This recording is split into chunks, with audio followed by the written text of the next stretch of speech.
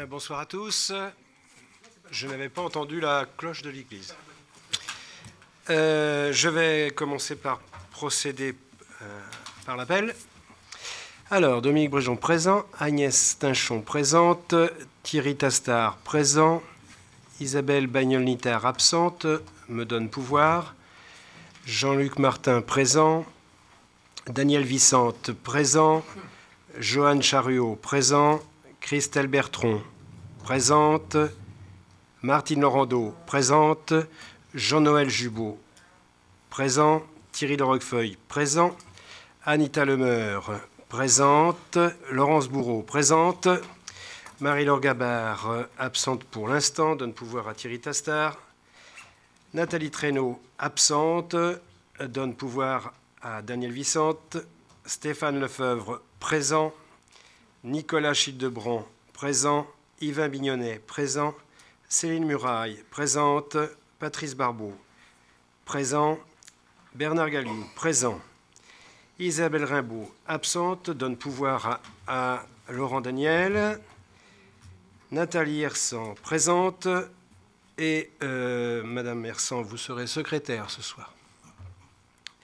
Laurent Daniel présent, Didier Dohin présent, Bernard Blin présent, Christine Hu présente, Jacques-Pierre Dillemarquand présent et Jacques Gaudin présent.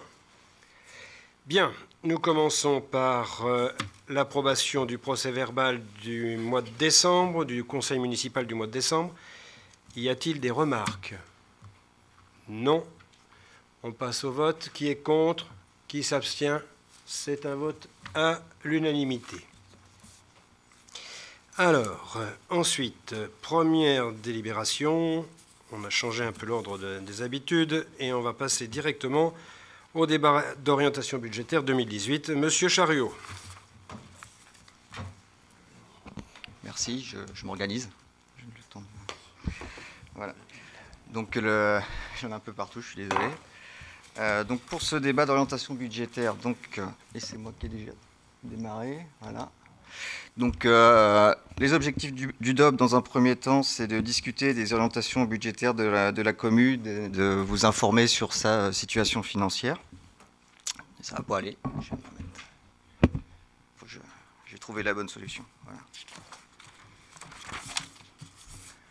Donc, ensuite, en première partie, on va vous donner un aperçu de l'environnement macroéconomique.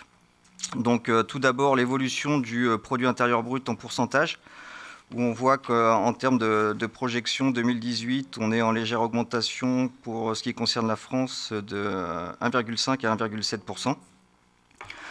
Ensuite, au niveau de l'économie mondiale, donc, il y a des prévisions de croissance qui sont de l'ordre de 3,6 en 2018 contre 3,5 en 2017. Et dans l'ensemble, on est plutôt sur une dynamique favorable. Pour l'économie française, donc, on a un budget de l'État 2018 qui est basé sur une croissance de 1,7%. Donc, ce niveau-là n'avait pas été connu depuis un certain moment au niveau de la France, depuis 2011. Donc, sur ce graphique, vous avez les prévisions d'évolution des dépenses publiques sur les 5 prochaines années. Donc, on voit que c'est un graphique qui est en baisse. Donc, il y a de grandes chances que les finances des collectivités publiques soient également impactées par ces prévisions. Donc, concernant la partie 2, vous avez les nouvelles dispositions qui ont été introduites par la loi de finances 2018. Donc, tout d'abord, on a le gel de la DGF qui est plutôt une bonne nouvelle. Ensuite, il y a la suppression partielle de la taxe d'habitation qui risque d'avoir un impact sur les communes. Et ensuite, le principe d'une contractualisation de l'État vers les collectivités locales, ces plus grosses collectivités locales. Donc, concernant la DGF, il y avait une baisse systématique qui a été suspendue en 2018, mais il n'est pas impossible qu'il y ait à nouveau une baisse pour pouvoir financer les mécanismes de péréquation.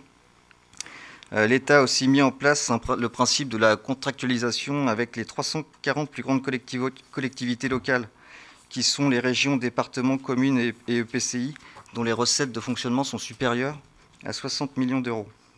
Donc, sur le principe, ce contrat qui est sur 3 ans prévoit 2 critères de bonne gestion, qui est une maîtrise de l'évolution des dépenses de fonctionnement de 1,2%, donc par rapport avec l'inflation, et une capacité de désendettement qui est plafonnée à un maximum de 12 années. Concernant l'augmentation de la péréquation verticale, donc on a une péréquation qui est bonifiée, donc pour la dotation de solidarité urbaine, plus 110 millions, et pour la dotation de solidarité rurale, plus 90 millions. Donc cette bonification sera financée par des écrêtements appliqués sur la DGF, d'où l'explication sur la diapo précédente. Donc, concernant la suppression de la taxe d'habitation, donc le principe est la suppression pour 80% des ménages. Donc sur la commune de Saint-Barth, ce sera 81%. Donc le coût de cette mesure est estimé à 3 milliards d'euros en 2018 et environ 10 milliards d'euros en 2020. Donc il y a une réflexion pour supprimer totalement la taxe d'habitation à l'horizon de 2020. Donc c'est un impact de 8,5 milliards d'euros supplémentaires sur le budget de l'État. Concernant le fonds d'aide à l'investissement public local, donc on a un maintien de ce fonds qui a été instauré en 2015. C'est une enveloppe qui est quand même de 615 millions d'euros en 2018 au niveau de la dotation de soutien à l'investissement local.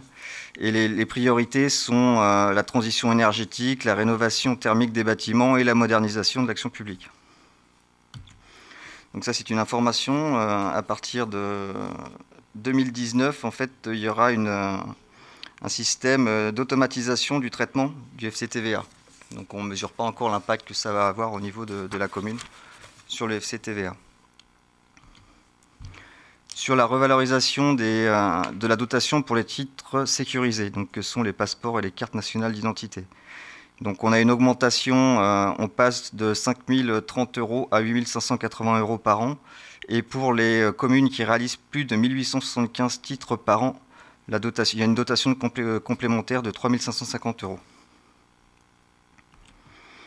Concernant la dotation d'équipement des territoires ruraux, là, il y a un abondement à hauteur de 50 millions d'euros pour atteindre plus d'1 milliard d'euros. Donc à noter que concernant la DETR, il y a également la prise en compte des projets maintenant à partir de 100 000 euros contre 150 000 euros précédemment et l'affectation d'une enveloppe de 90 millions d'euros au contrat de ruralité contre 45 millions d'euros avant. Le FPIC, donc Fonds national de péréquation des ressources intercommunales et communales.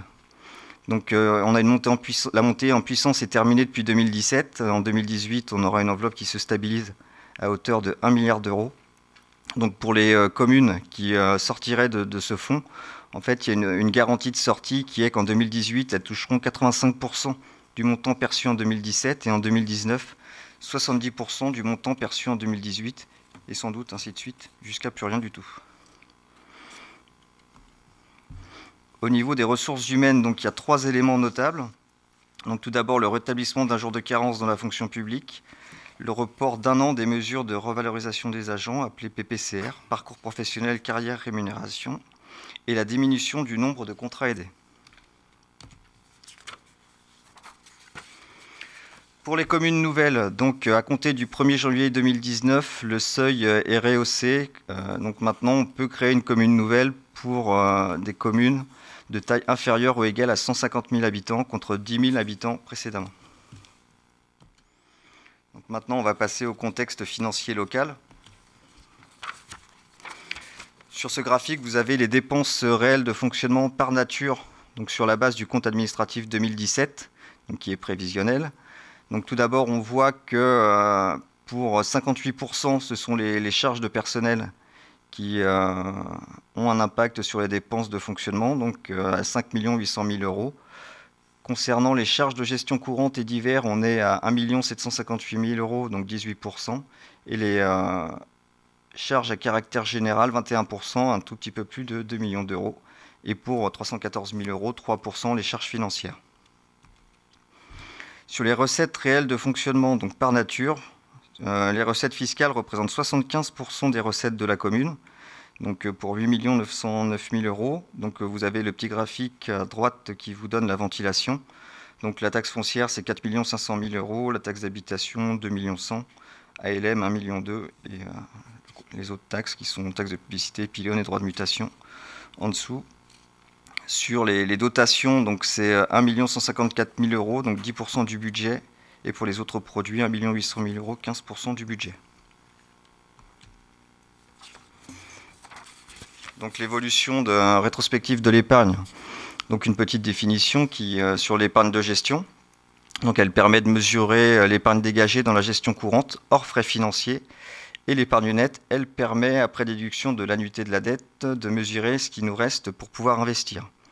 Donc à noter que la diminution des dotations d'État détériore cette épargne de gestion. Sur ce graphique, vous voyez qu'on a une diminution de l'épargne de gestion, mais qu'en même temps, on arrive quand même à conserver entre les deux quelque chose de régulier. Donc, mais mécaniquement, l'épargne nette diminue aussi un petit peu. Donc, et tout ça, c'est impacté également par les participations qui sont versées à Altercité, dont en fait, on a des variations suivant les années qui peuvent être significatifs. À titre d'exemple, pour 2017, on a remboursé 120 000 euros supplémentaires par rapport à 2016. Donc maintenant, les évolutions des principales recettes de fonctionnement. Donc tout d'abord, les ressources fiscales, qui sont la principale source de recettes de la commune. Donc, dans ces ressources fiscales, vous avez les impôts locaux, le Fonds national de péréquation, la taxe sur les emplacements publicitaires, le produit des droits de mutation et la taxe sur les pylônes.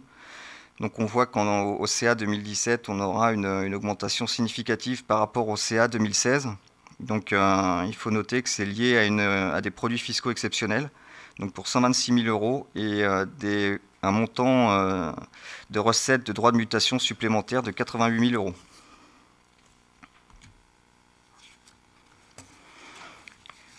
Là, c'est la mécanique qui continue sur les dotations d'État, où on a vraiment une baisse très importante. Donc, sur ces dotations, on a la dotation globale de fonctionnement, on a la dotation de solidarité rurale, et également les allocations qui compensent les exonérations sur les impôts locaux, et également les participations de la CAF au titre de l'enfance et de la jeunesse. Donc, au CA 2017, ça représentera un montant d'1 154 717 euros, contre 1 845 000 au CA 2013.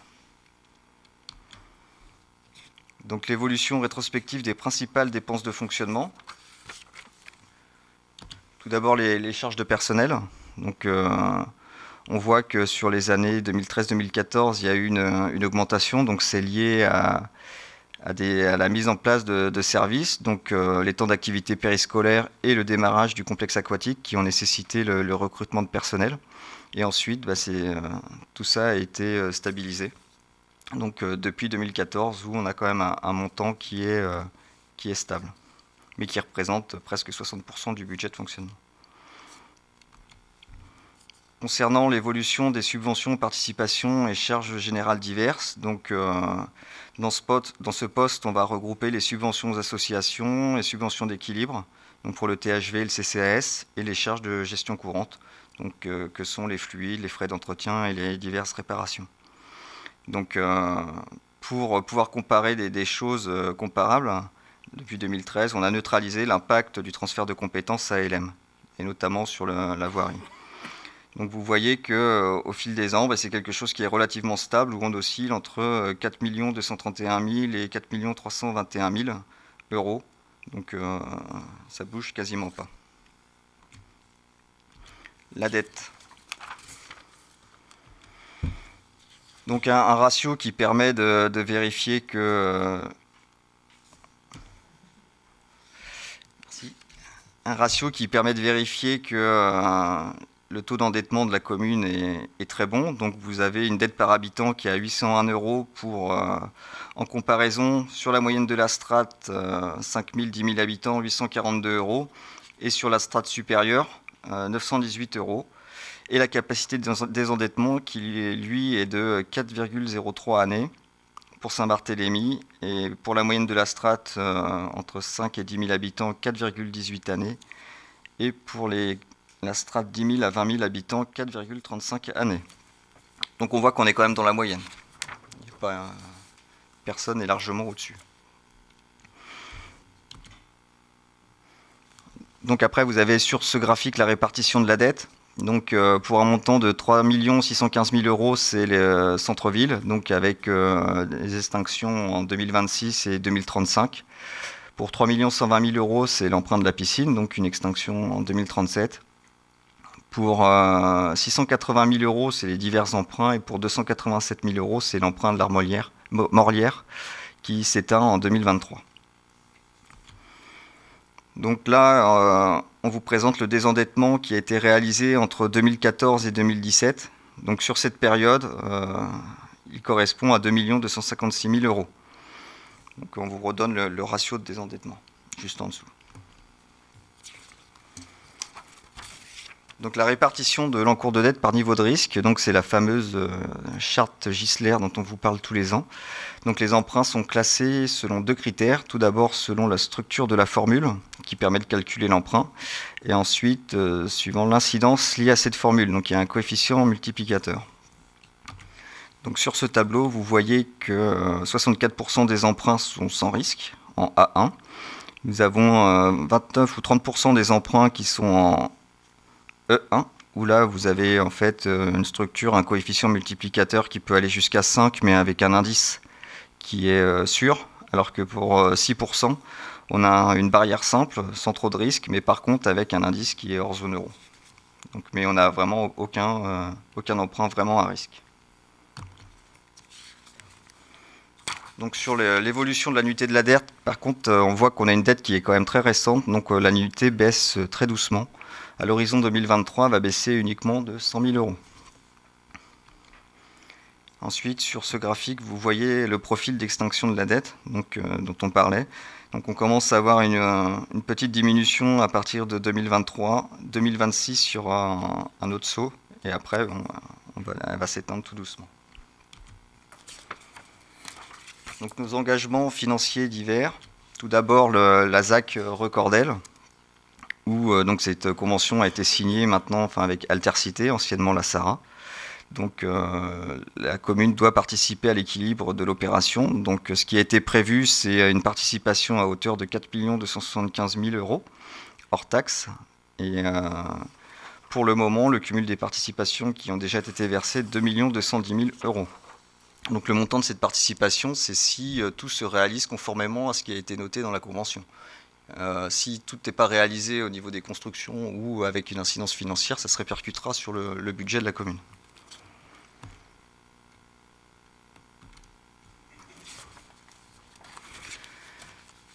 Donc le montant prévisionnel de la participation qui reste à verser au 1er janvier 2018 est de 2 068 000 euros, donc qui se répartit comme suit. Entre 250 000 euros hors taxe en 2018, ça monte à 350 000 euros hors taxe pour les années 2019, 2020, 2021. Et ensuite, ça redescend à une moyenne de 200 000 euros hors taxe par année. Donc sur le lotissement Ardoise Puy-Aume, qui est un budget annexe, donc vous avez un peu où en est la réalisation de cette opération. Donc on cumule des dépenses, ce qui correspond aux acquisitions foncières plus les aménagements. Pour le moment, 910 000 euros ont été dépensés et il y a eu 189 000 euros de recettes.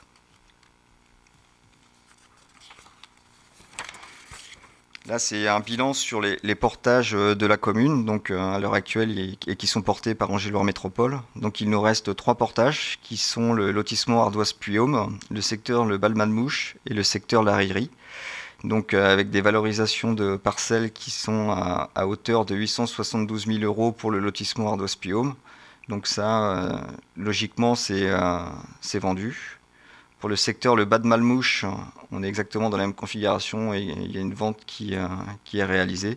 Donc il ne nous reste que le secteur de la Rillerie où la convention va prendre fin en 2021. Sur les emprunts garantis, ce sont des délibérations que l'on prend régulièrement à la demande des bailleurs sociaux, donc pour garantir des emprunts. Donc ça correspond à un montant de 25 845 000 euros. Et en ce qui concerne la ZAC Recordel, c'était une demande d'Altercité, d'un cautionnement de la commune à hauteur de 80% d'un emprunt qu'il prenait. Donc ce qui représente 2 millions, un peu plus de 2 millions d'euros. Donc les emprunts garantis par la commune au 31 décembre 2017 sont d'un montant de 27 914 000 euros. Donc les orientations budgétaires 2018. Donc tout d'abord les recettes réelles de fonctionnement. On est parti sur des perspectives d'évolution à plus 1%, donc sans prendre en compte d'éventuels éléments exceptionnels. Donc avec pour référence le budget primitif 2017. Donc, concernant les produits des services et autres produits, nous sommes sur une stabilité de la plupart des recettes, que ce soit les recettes périscolaires, l'accueil de loisirs sans hébergement, la médiathèque, et une légère progression est envisagée sur les recettes de restauration scolaire du fait d'une fréquentation sans doute plus importante. Pour la fiscalité, donc, tout d'abord la taxe d'habitation, où l'on voit ici l'évolution des bases entre 2013 et 2014, que ce soit la partie forfaitaire ou physique. Et le même diagramme en ce qui concerne la taxe foncière. Donc là, c'est une petite explication de à quoi correspondent ces éléments. Donc en ce qui concerne la revalorisation forfaitaire, avant c'était un montant qui était déterminé par l'État sans réelle formule de calcul. Et maintenant, en fait, il est vraiment indexé sur l'évolution de l'indice des prix à la consommation. Vous voyez, entre le mois de novembre N-1 et le mois de novembre N-2. Donc, ce qui arrive pour 2018 à une augmentation forfaitaire des bases de plus 1,24%. Et à côté de ça, vous avez également une évolution physique, donc, qui provient des constructions nouvelles ou de l'amélioration des locaux existants. Donc, et on répète que donc on va avoir une réforme de la taxe d'habitation qui va permettre d'exonérer 80% des contribuables d'ici 3 ans. Et que pour le moment, en l'état des décisions de l'État, il n'y a pas d'impact sur le budget de la commune, étant donné que ça sera un dégrèvement. Donc l'État compensera, mais sur la base de l'année 2017. Donc au niveau des taux, donc on a une stabilisation des taux qui sont inchangés depuis 2019. Donc pour la taxe d'habitation 2009, je n'avais pas fait déjà l'autre fois si. La taxe d'habitation, c'est 15,04%, la taxe foncière, 24,47%, et la taxe foncière sur les propriétés non bâties à 54,75%. Donc en comparaison, vous avez les taux moyens des strates pour les communes de 5 à 10 000 habitants et de 10 à 20 000 habitants. Donc on est au-dessus la strate 5-10 000 et en dessous la strate 10-20 000 pour la taxe d'habitation. Pour la taxe foncière, on est au-dessus concernant les deux strates. Et pour la taxe foncière sur les propriétés non bâties, on est en dessous. Mais ça correspond à un montant qui est vraiment très faible. Donc les prévisions budgétaires 2018 ont été construites de la manière suivante, c'est-à-dire qu'on a tablé sur une évolution physique des bases, donc évaluée à 2%, et la revalorisation légale de 1,24%, ce qui fait une augmentation de 3,24%. Donc au niveau du produit fiscal, on attend 6 706 000 euros. Donc qui vont se répartir comme suit. Donc, je les ai déjà donnés tout à l'heure. Pour la taxe d'habitation, 2 100 000 euros en produit potentiel. La taxe sur le foncier, 4 535 000 euros. Sur le non-bâti, foncier non-bâti, 48 000 euros, ce qui donne les 6 706 000 euros. Donc, concernant l'attribution de compensation versée par Angéloire Métropole, qui est également une recette fiscale, donc, avec les transferts de compétences qui ont eu lieu en septembre 2015 et pour tenir compte d'ajustements, notamment la participation de transport qui est maintenant prélevée sur ce poste, on voit que ce montant évolue. Donc, en base annuelle, avant le transfert de la compétence voirie, l'attribution de compensation s'élevait à 2 millions d'euros. Et au 31 décembre, elle sera de 1 226 000 euros. Donc on a une différence de 784 000 euros. Donc cette différence est liée pour 649 000 euros au transfert de compétences et pour 135 000 euros la participation transport qui est maintenant figée dans cette dotation, enfin attribution de compensation. Donc là vous avez le détail du transfert. Donc au niveau du fonctionnement transféré, on voit qu'en net, pour la voirie au pluvial hors charge de personnel, cela correspond à un montant de 214 000 euros. Pour la voirie au pluvial au niveau des charges de personnel, on est à 180 000 euros. Et pour l'éclairage public, 134 000 euros. Pour l'investissement transféré, au niveau de la voirie au pluvial, cela correspond à 70 410 euros en net. Et pour l'éclairage public, en net, 49 762 euros. Et on retrouve les 649 133 euros d'impact sur l'attribution de compensation. Donc la dotation de solidarité communautaire est stable sur 2018, ce qui correspond pour la commune à 500 000 euros. Donc c'est une dotation qui est versée par ALM et elle résulte d'un pacte financier qui a été formalisé avec ALM. Donc vous avez les autres recettes fiscales qui sont globalement en très légère progression. Donc, mais si on les prend une par une, on voit que le FPIC, on va avoir une diminution très sensible. Les droits de mutation, on table sur une augmentation de 30 000 euros. Sur la TLPE, donc la taxe locale sur la publicité extérieure, une diminution de 12 000 euros. La taxe sur les pylônes, moins 3 000 euros. Et les droits de place sont stables. Donc au niveau du DOP 2018, on table sur ces autres recettes fiscales à hauteur de 548 000 euros.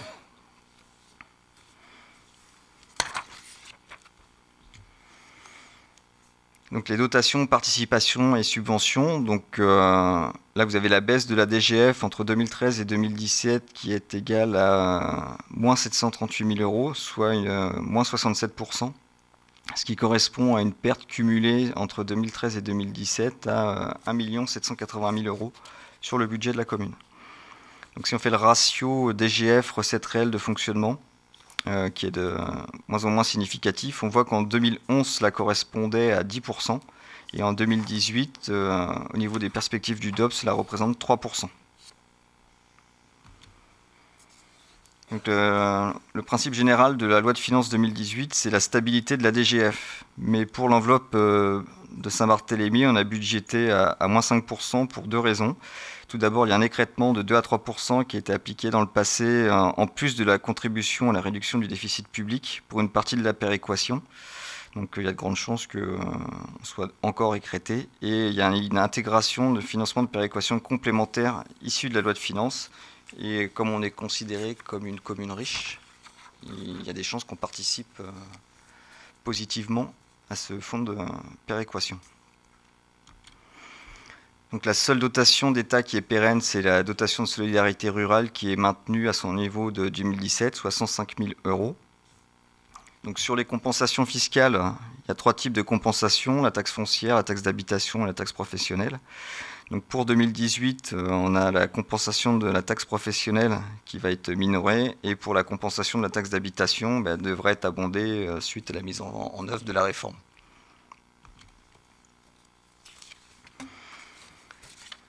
Là, sur ce graphique, vous voyez les baisses d'allocations compensatrices, donc hors taxe d'habitation, ce dont on vous parle également régulièrement, où entre 2013 et le DOP 2018, on a quand même une diminution de 141 000 des compensations qui étaient précédemment versées par l'État. Au niveau du poste subvention-participation, il y a deux éléments notables. Le partenariat avec la CAF, qui est réajusté à la baisse pour intégrer en fait une légère dégressivité des participations. Et le fonds d'accompagnement pour la mise en place des nouveaux rythmes scolaires, ce fonds est maintenu. Concernant les autres produits de gestion courante, qui correspond à la valorisation du patrimoine immobilier, les loyers, les charges locatives. Donc il y a une légère baisse à prévoir au stade du DOB, donc moins 2%, suite à la disparition de certains loyers où il n'y a plus de locataires, et notamment la boulangerie Pifto. Les atténuations de charges, ça correspond au remboursement consécutif aux arrêts de travail des agents. Donc pour mémoire, en 2017, il a été décidé que les garanties couvertes par l'assurance statutaire seraient réduites à la maladie professionnelle et aux accidents de travail, et que l'on allait s'auto-assurer pour les autres garanties, maladie ordinaire, congé maternité. Donc pour le moment, il y a une inscription budgétaire qui est stable pour 2018. Les dépenses réelles de fonctionnement, donc on a une stabilité, donc à 0%. Et les charges à caractère général, ensuite, donc au stade du double, il y a plus 0,5% envisagé. Malgré, il y a quand même beaucoup de lignes qui sont à la baisse. Les hausses vont être sur les contrats de maintenance informatique, la prestation pour un projet de service, donc le guichet unique, et les frais de gestion de la fourrière. Donc c'est un tableau qui vous montre la stabilité de la masse salariale budgétée. Vous avez le nombre d'équivalents temps plein sur la commune au 31 décembre 2017. Donc en emploi permanent, cela correspond à 135 personnes. Et en emploi non permanent, 5 personnes. Et une mise à disposition, 0,83. Donc il y a le préventeur et la chargée de mission informatique sur ce poste-là. Donc on a vu que c'était un enjeu important dans l'élaboration du budget. Donc il y a des pistes qui vont être étudiées, seront ou ne seront pas mises en œuvre en fonction de l'impact. Donc tout d'abord, l'analyse des besoins est au plus juste lors des recrutements ou lors des remplacements liés à l'absentéisme. Donc la mutualisation, on voit que ça a déjà été mis en place, notamment avec le service informatique. Le redéploiement des missions au sein d'un même service ou avec d'autres services, lorsque cela est possible. L'étude de modes de gestion alternatifs, soit passer en marché de prestations ou en délégation de services publics, faire des conventions. La modernisation et la numérisation des procédures, du matériel. La révision des horaires et des heures d'ouverture. Le fonctionnement en horaire annualisé. Et après, si des personnes ont d'autres idées, on est preneur également. Les autres charges de gestion courante, donc là, on a une progression de 1% qui est liée à une hausse exceptionnelle de la subvention du THV pour l'achat d'un nouveau logiciel. Donc sur ce poste, au stade du DOB, on a la subvention d'équilibre qui est versée au CCAS, la participation à l'OGEC, donc l'organisme de gestion des écoles catholiques, et les subventions aux associations. Les frais financiers, donc pour 2018, très légère remontée des indices. Mais toutefois, au niveau du budget, on a fait une inscription à la baisse pour se caler au plus près de ce qui était réellement payé et lié aussi à l'effet des endettements. Donc, au niveau de la synthèse des orientations budgétaires impactant le fonctionnement, donc vous avez ce tableau qui vous récapitule tout ce que j'ai pu vous dire précédemment. Donc des charges à caractère général qui évoluent à 0,5%, donc pour un montant de 2 188 000 euros. Les charges de personnel à 6 millions d'euros stables. Les autres charges de gestion courante, donc une augmentation de 1,6%, donc c'est lié à la subvention pour le THV pour financer son logiciel, et donc à hauteur de 1 778 000 euros. Les autres charges de gestion courante, pas le logiciel. Ouais. Et les charges financières donc, qui restent, qui sont à 334 000 euros, donc moins 38 000 euros. Des charges exceptionnelles à 15 300 euros. Donc vous avez les dépenses de fonctionnement qui se montent à 10 316 000 euros. En dessous, donc, vous avez la neutralisation de numéricables jusqu'à ce que cela soit réglé. Donc, ensuite, les dépenses imprévues où on a une diminution de 100 000 euros. On passe de 360 000 à 260 000 euros. Et les opérations d'ordre, donc de 520 000 à 400 000 euros. C'est lié à un amortissement de la pénalité de la Morlière qui est terminée, donc, qui explique cette diminution. Donc, le virement à la section d'investissement est de 2 675 000 euros. Donc en diminution de 45 000 euros par rapport au BP 2016, donc moins 1,7%. 2017 ouais, 17. Donc on arrive au niveau du DOB 2018 pour les dépenses de fonctionnement à un montant de 13 652 000 euros.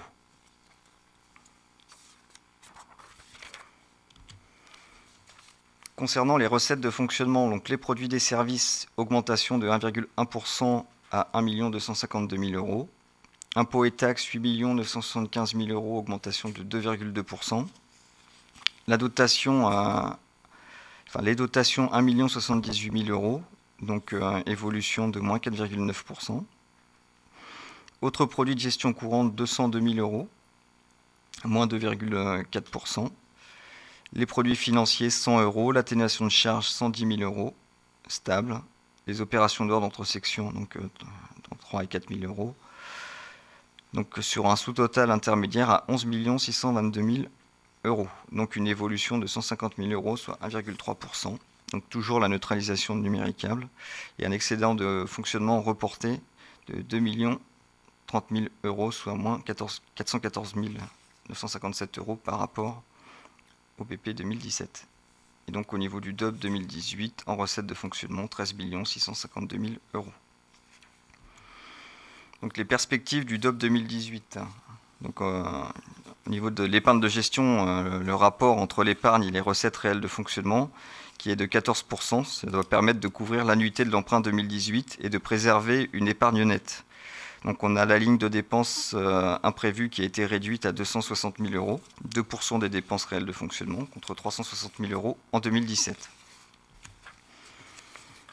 Donc les perspectives d'investissement sur la période 2018 à 2020. Donc en recettes prévisionnelles d'investissement sur l'épargne brute hors amortissement au DOB 2018, il y a 900 000 €. En prévision 2019, 984 000 € et 1 044 000 € en prévisionnel 2020. Dotation aux amortissements, 400 000 € sur les 3 années suivantes. Le fonds de compensation de la TVA oscille entre 240 000 et 400 000 € en fonction des investissements des années précédentes. Donc le report de l'année 2017 sur le DOB 2018 uniquement donc sur la colonne DOB 2018 de 2 030 000 €. Les neutralisations de la voirie d'Angéloire Métropole à 134 000 €, la réserve dépenses imprévues à 260 000 € et les produits de cession, donc là l'opération Carnon 2, 192 000 €. Donc pour le DOB 2018, en recettes prévisionnelles d'investissement, on est à 3 368 000 € et en prévisionnel 2019 et 2020, 1 784 000 € et 1 614 000 €.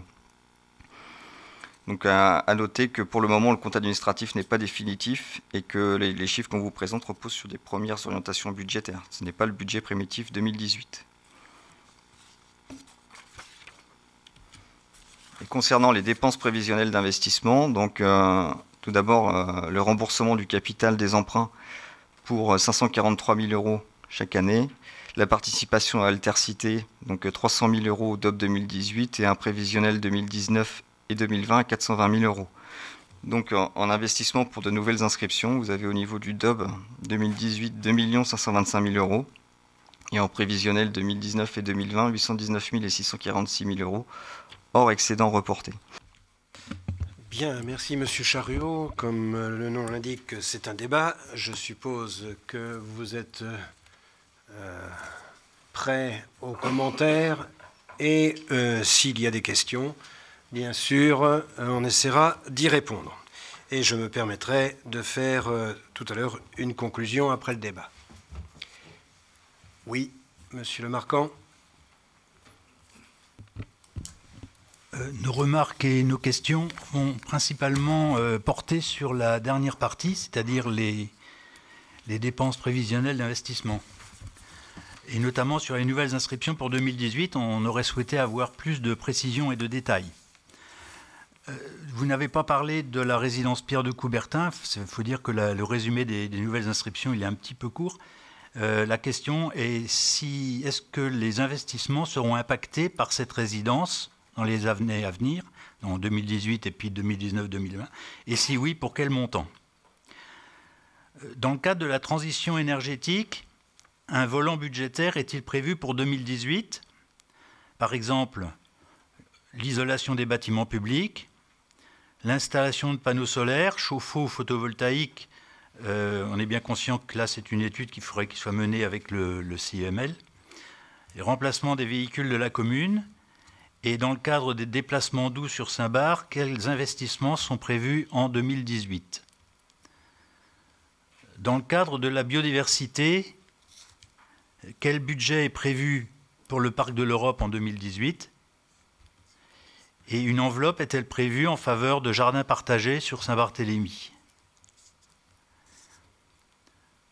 Enfin, pour augmenter les recettes, nous savons que des recherches de subventions sont menées pour de nombreux projets, mais des demandes de financement régionaux, nationaux, voire européens, sont-ils envisageables ou envisagées par exemple pour le parc de l'Europe au titre de l'aménagement paysager. J'ai vu qu'il y a des livres numéro 7 qui fait mention d'une demande de subvention, mais on voulait élargir à des subventions plus nationales, voire européennes.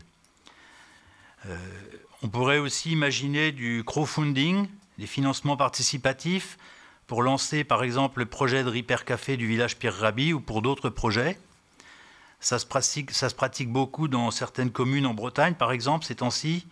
Il en a été question aux dernières assises nationales sur la citoyenneté à Rennes il y a une semaine. Voilà, nos questions.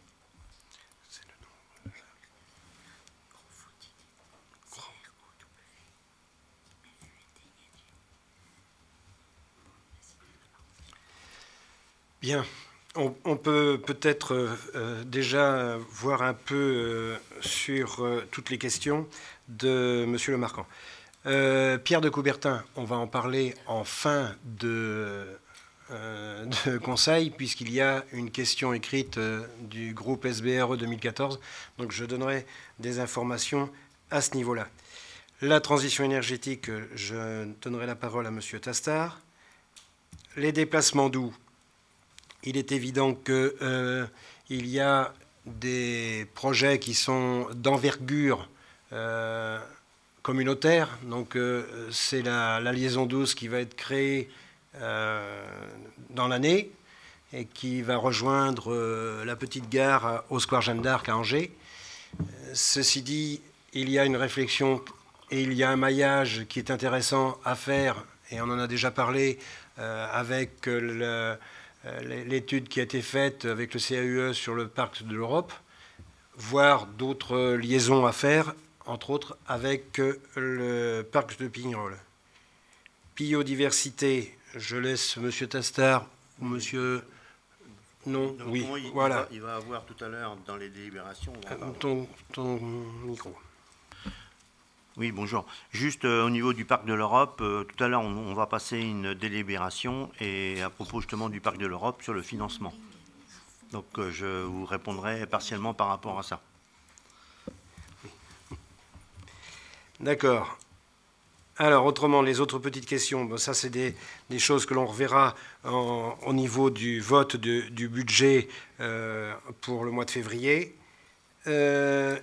Les subventions régionales, nationales et européennes, oui, pourquoi pas.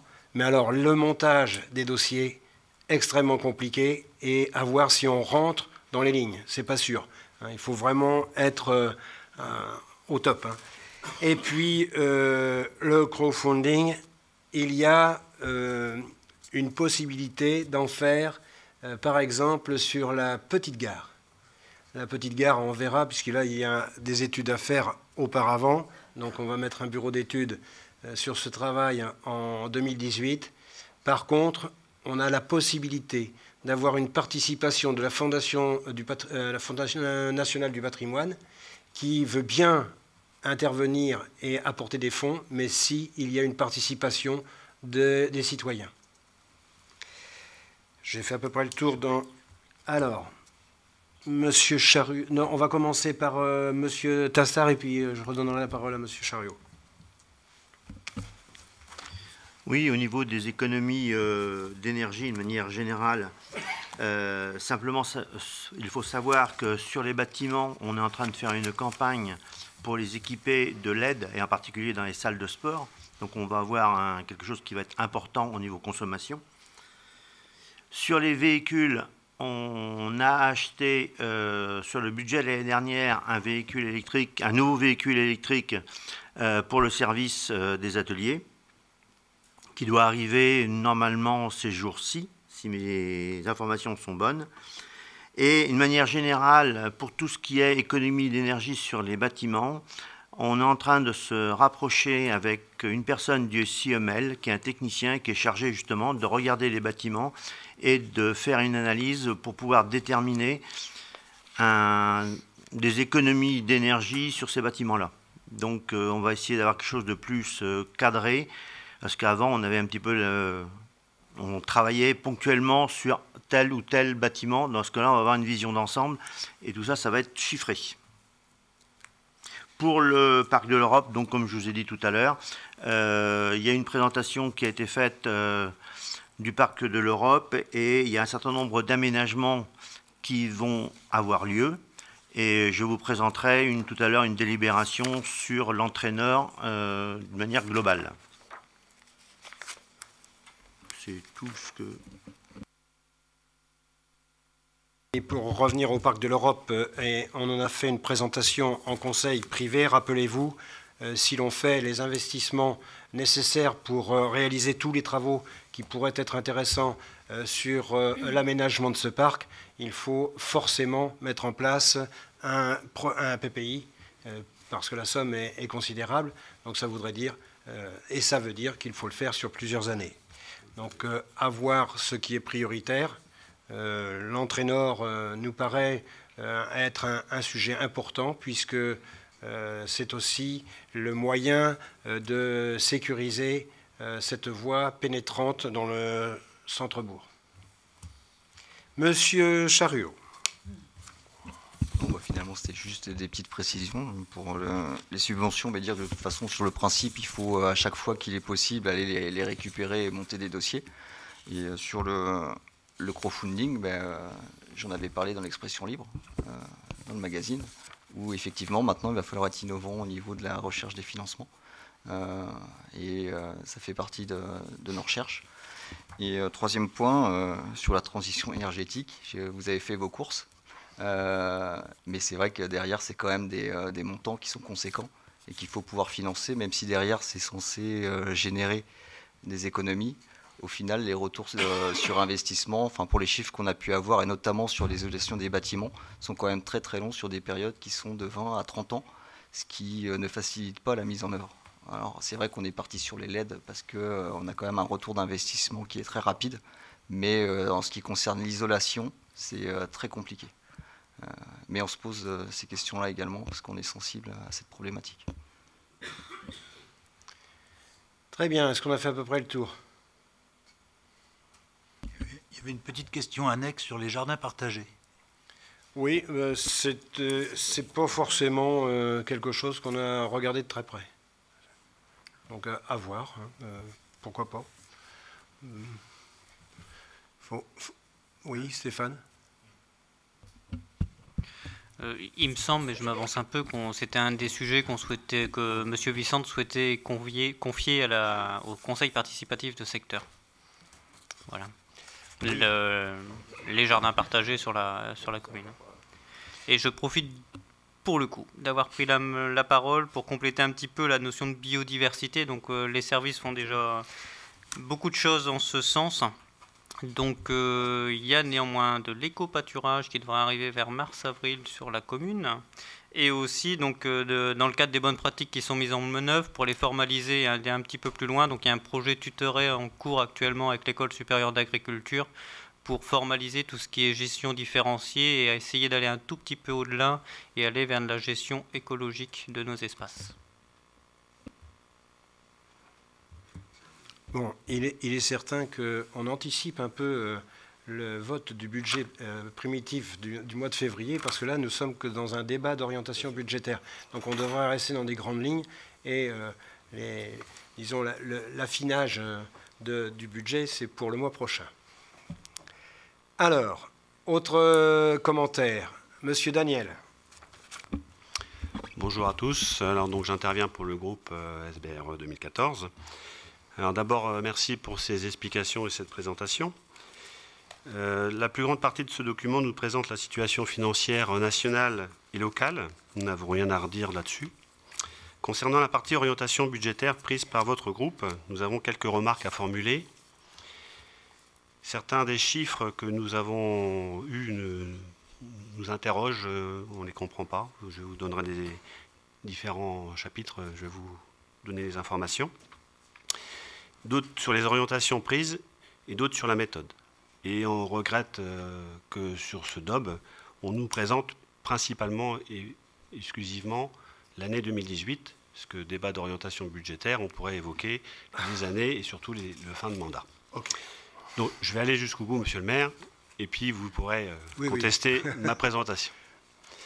Sur les chiffres fournis, Alors, nous avons repris le document qui nous a été présenté, qui fait 27 pages. Et dans le report de 2017, il est indiqué une somme de 2 030 000 € sur la page 26. Or, sur la page 27, des nouvelles inscriptions d'investissement, il est prévu 2 525 000 € d'investissement. Doit-on comprendre que le report est inclus dans ces 2 525 000 €? Si c'est le cas, on pourrait considérer qu'il y a au niveau des investissements sur l'année 2018 que 495 000 € et non pas 2 525 000 €, comme indiqué. De nouvelles inscriptions. Donc le tout, c'est de savoir est-ce que c'est bien 2 030 000 qui sont reportés, ou si ce n'est pas le cas, à ce moment-là, il faut les ajouter, et là, l'investissement, du coup, il passe à plus de 5 millions. On est à 5 456 000 exactement, si je reprends les chiffres de la page 26. Dans ce fameux tableau prévisionnel des recettes prévisionnelles d'investissement de la page 26, il est pris en compte deux nombres négatifs, qui sont les réserves de dépenses imprévues. Et quand on additionne les colonnes 2018, le total est bon, pour 3 368 000. Pour 2019, au-delà d'1 784 000, on n'aurait que 1 524 000 si on déduit les 260 000 de dépenses imprévues. Et idem pour 2020, puisqu'on n'est pas à 1 614 000 d'addition, mais à 1 354 000.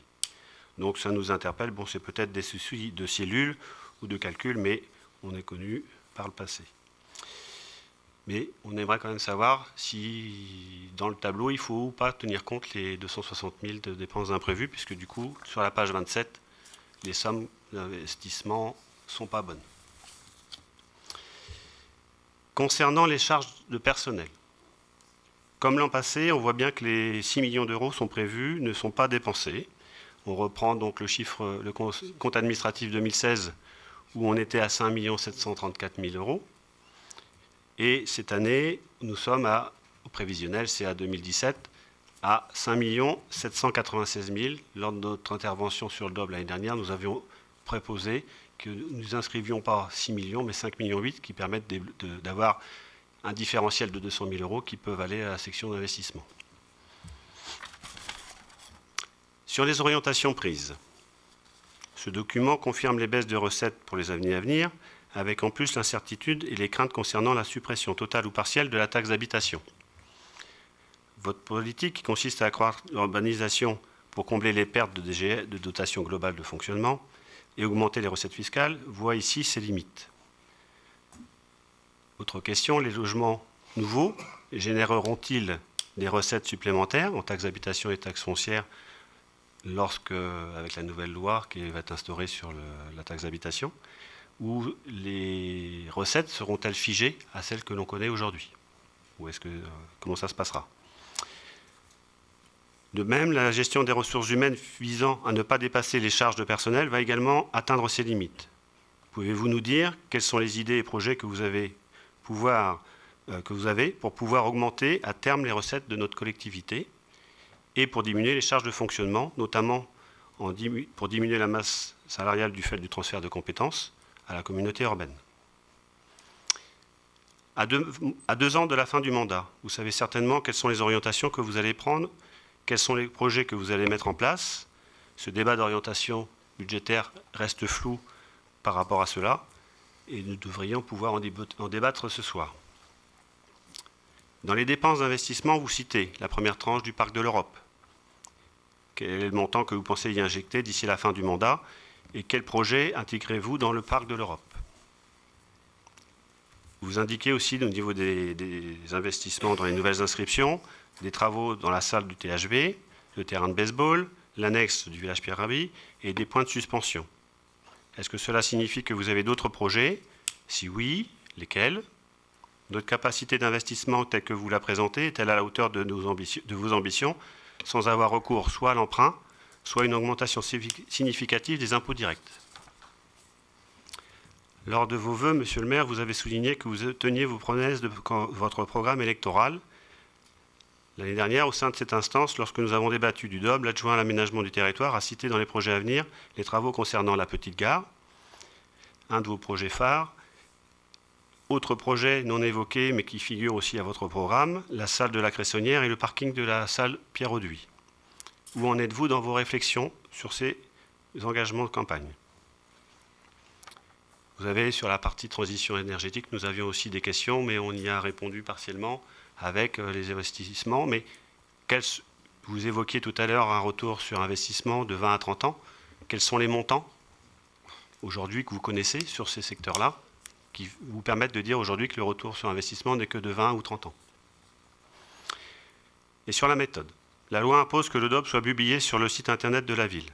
L'année dernière, lorsque nous avons évoqué ce point, l'adjoint à la communication a annoncé que le nouveau site internet de la ville permettra le dépôt du DOB, mais également de travailler de manière collaborative. Pouvez-vous expliquer aux habitants présents ici ce soir, ou nous regardant sur la Web TV, la procédure pour travailler de façon collaborative autour de ce DOB? Je finirai enfin. Nous devrons voter après nos échanges sur quoi? Est-ce que c'est sur la validation qu'un DOB a eu lieu, un débat d'orientation budgétaire a eu lieu, ou sur les orientations présentées lors de ce débat d'orientation budgétaire? Merci de votre attention et de vos réponses.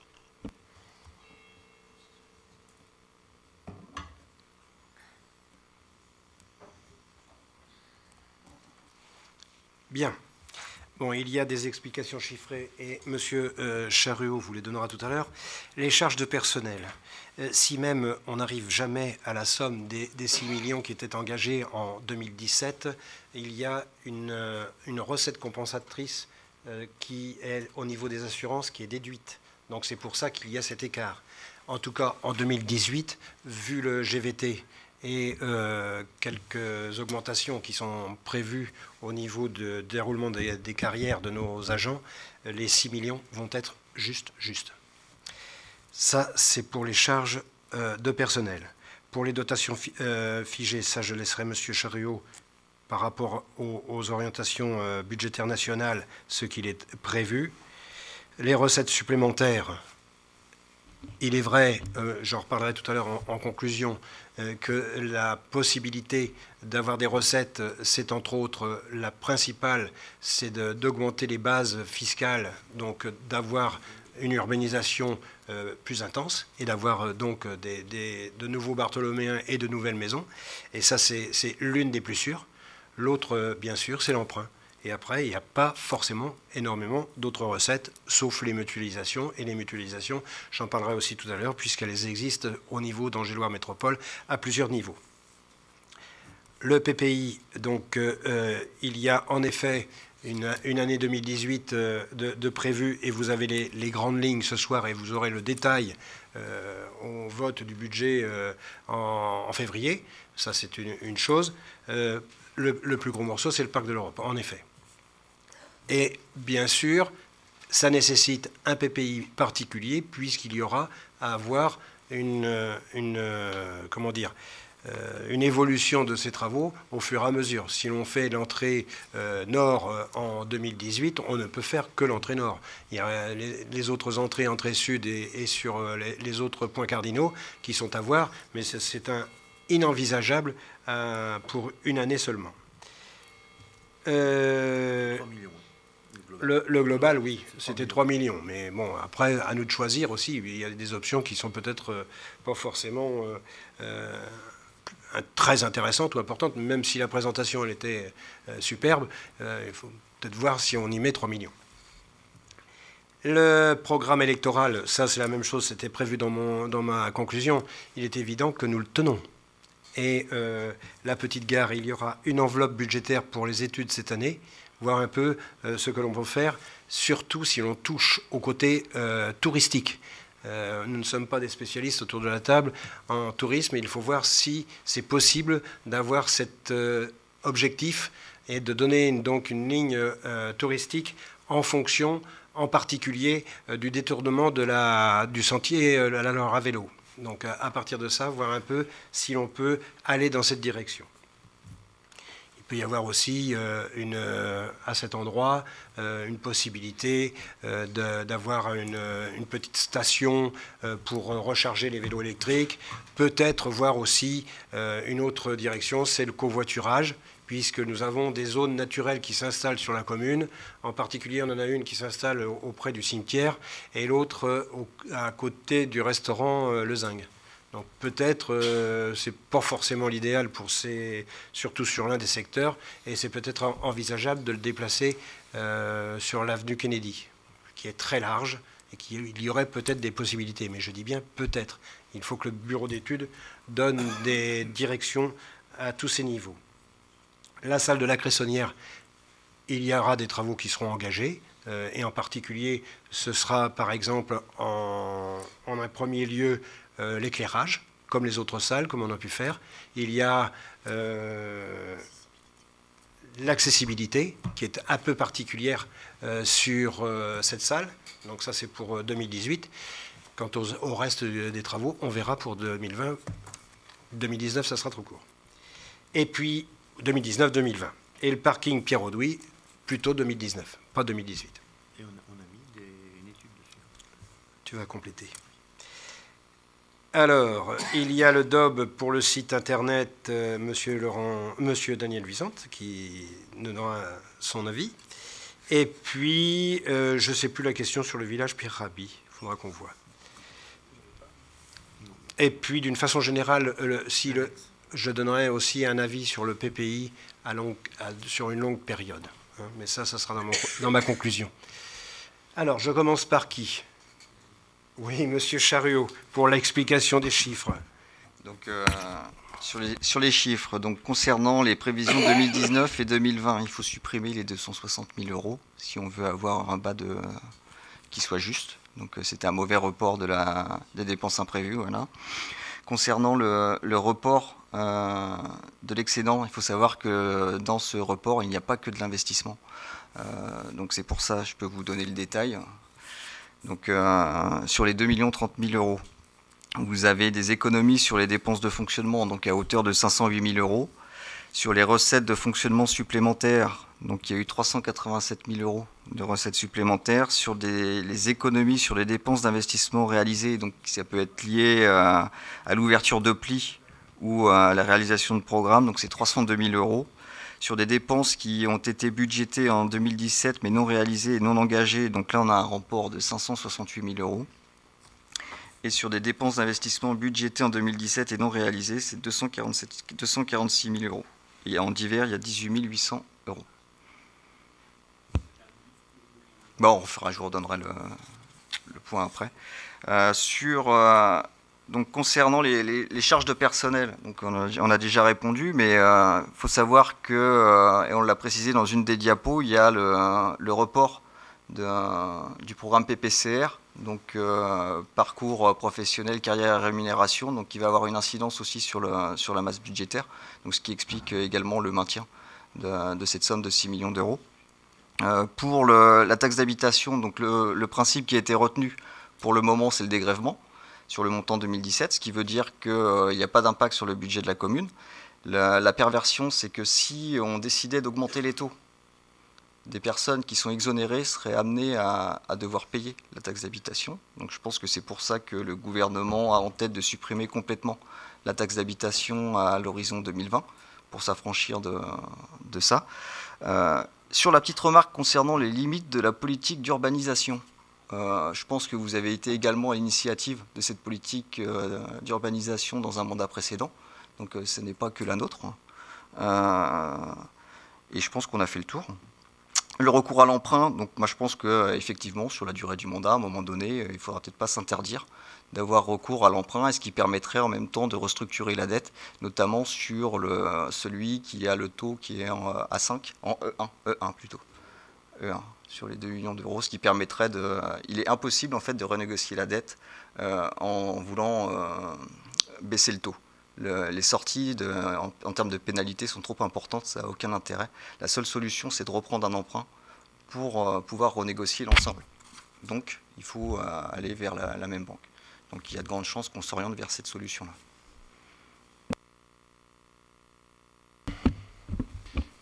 Je réponds juste à la remarque sur l'origine, effectivement, où on était aux affaires quand il y a eu l'urbanisation.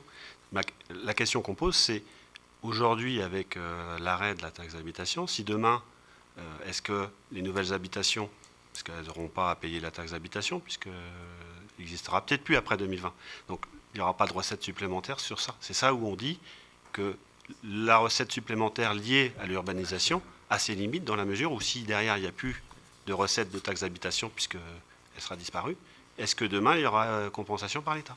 C'est ça qu'on vous pose comme question.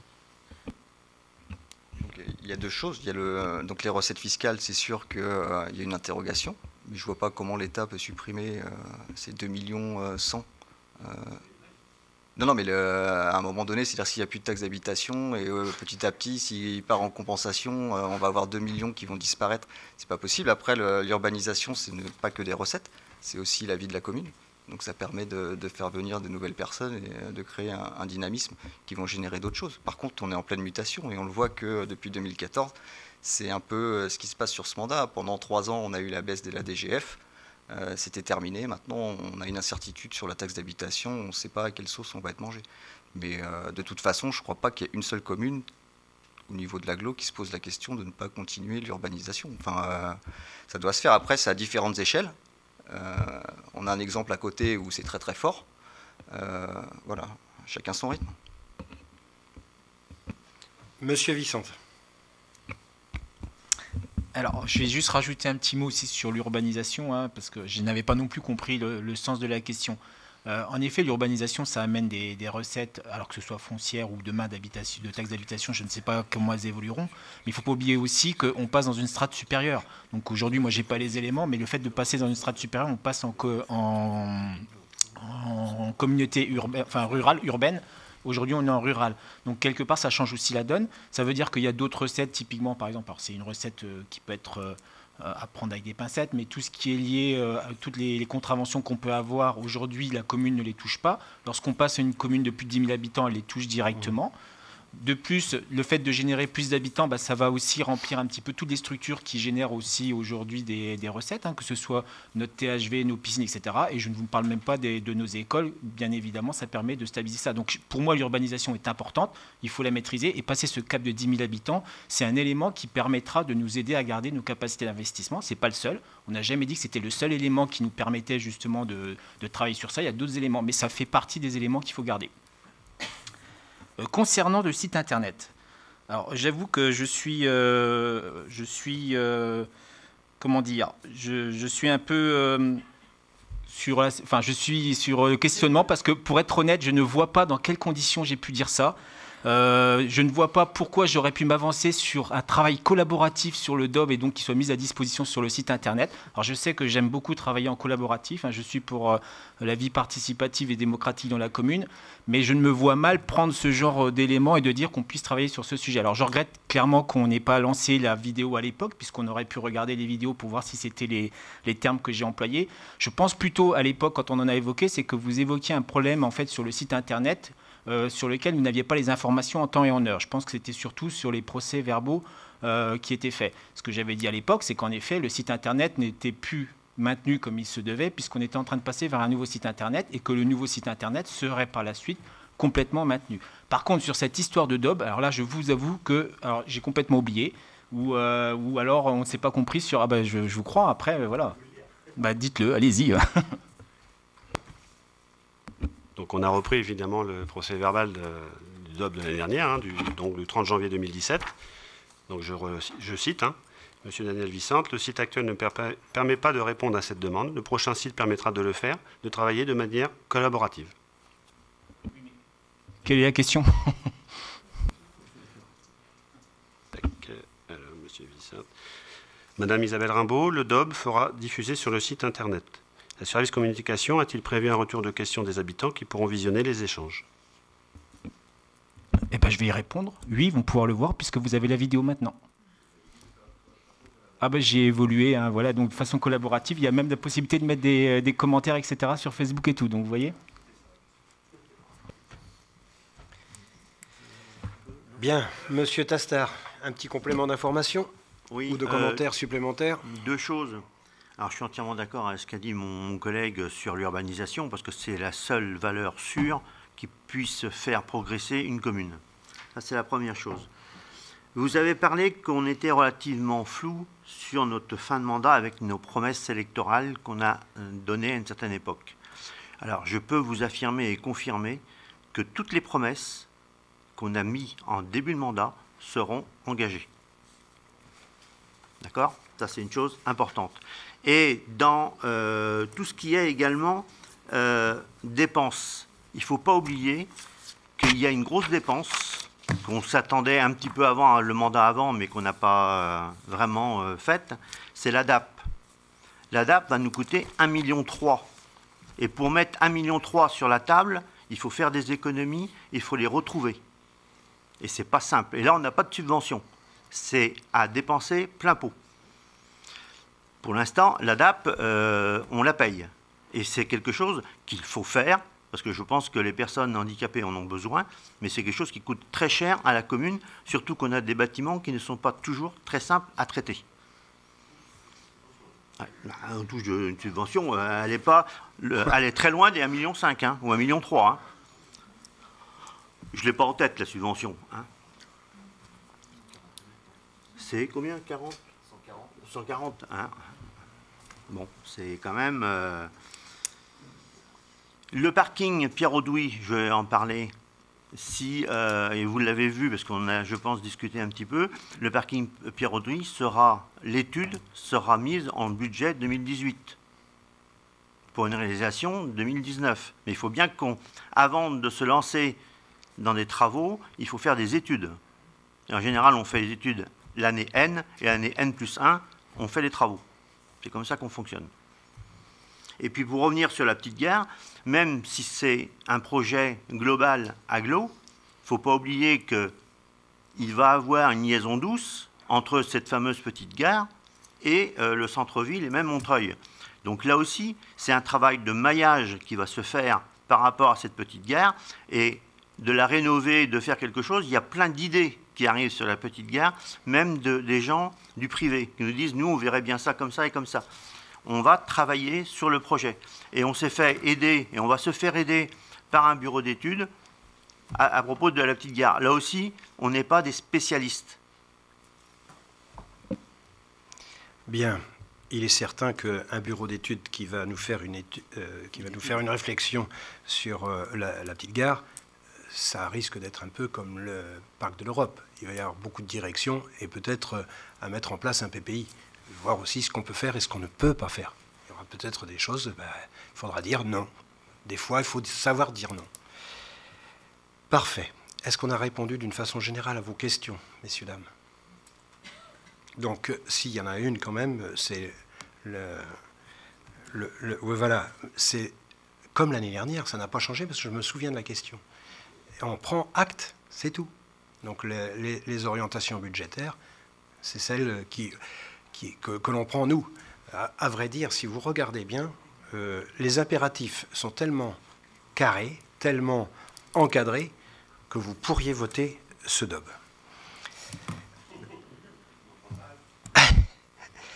Alors, moi, je vais me permettre, donc, avant le vote, d'en faire une conclusion. Bon, je remercie d'abord Johan Chariot pour cette présentation, et puis aussi un grand remerciement à notre directeur des finances, Jean-Luc Grelot, qui nous fait toujours un diaporama simple et particulièrement pédagogue, ce qui permet d'avoir un éclairage assez précis sur la situation pour 2018, évidemment. Moi, il y a des faits qui me paraissent très importants et que l'on n'arrive pas à maîtriser. Bon, c'est bien sûr l'effondrement de l'ensemble des dotations d'État. Au cumulé, vous avez vu, perte sèche 1,5 million, un peu plus d'1,5 million entre 2013 et 2014. De plus, donc, d'autres impératifs. L'incertitude avec les nouvelles réformes. On a essayé de vous préciser des choses, mais on est comme vous pour 2020, où que sera les dotations d'État. Et puis, c'est un questionnement permanent, puisque, comme le disait M. Chariot, depuis 2014, ça n'a pas arrêté. On est toujours dans des perspectives avec des grands points d'interrogation. Et présenter un PPI sur plusieurs années, je ne vois pas comment on peut le faire dans la mesure où l'incertitude est toujours là. Il y a des évolutions normales mais incompressibles. C'est par exemple sur nos dépenses de fonctionnement, il y a les charges de personnel. Vous avez vu tout à l'heure qu'on nous sommes à 58% en 2017 sur le budget des dépenses réelles de fonctionnement, ce qui n'est pas rien.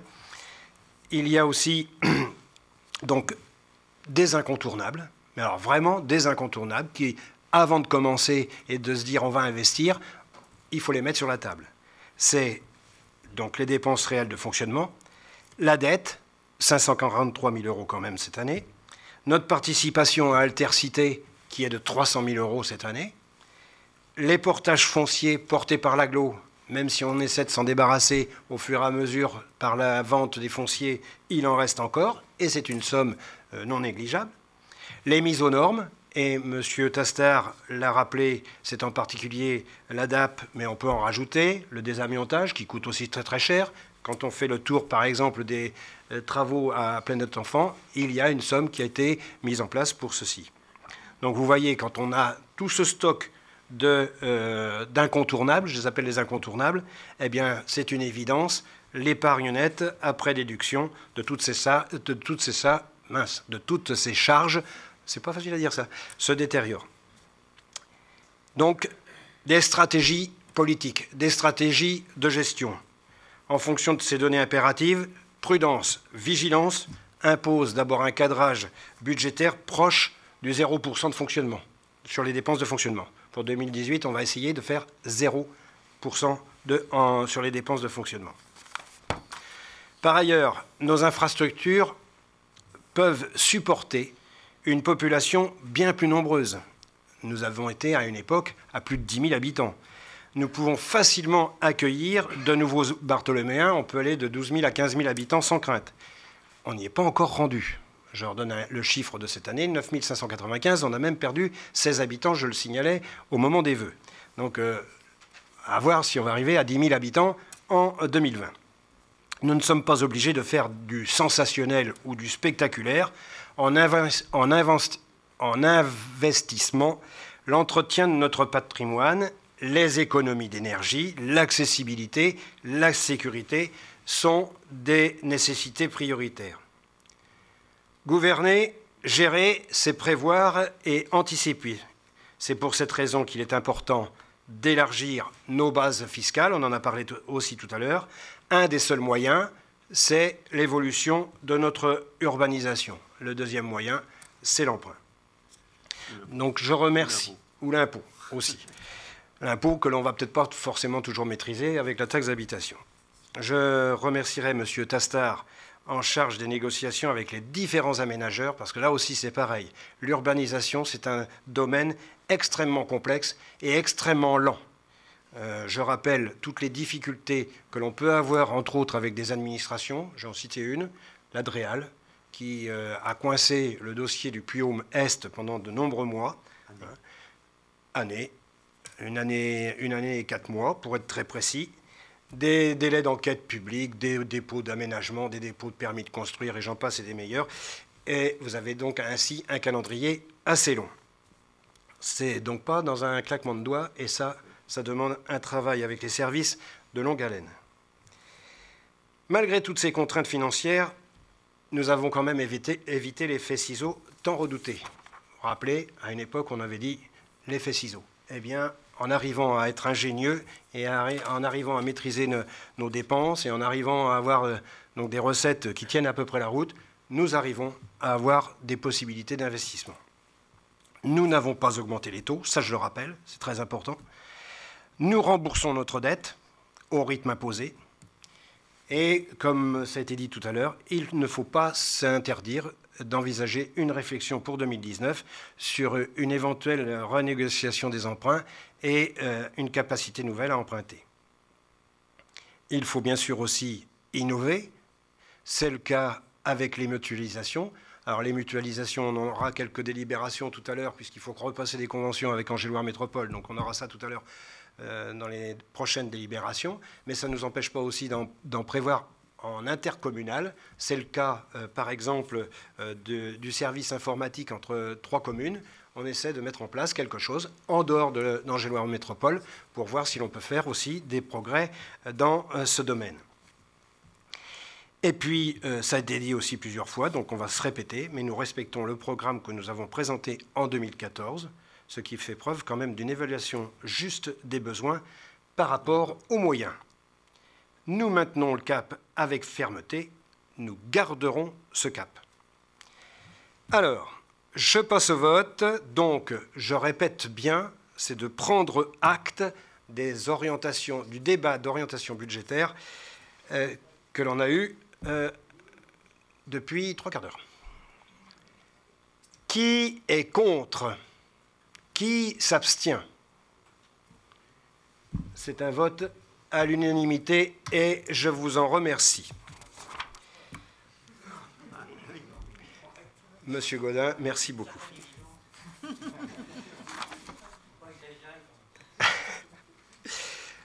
Nous avons passé au vote, c'est terminé. On revient sur le budget, donc en février, à fin février.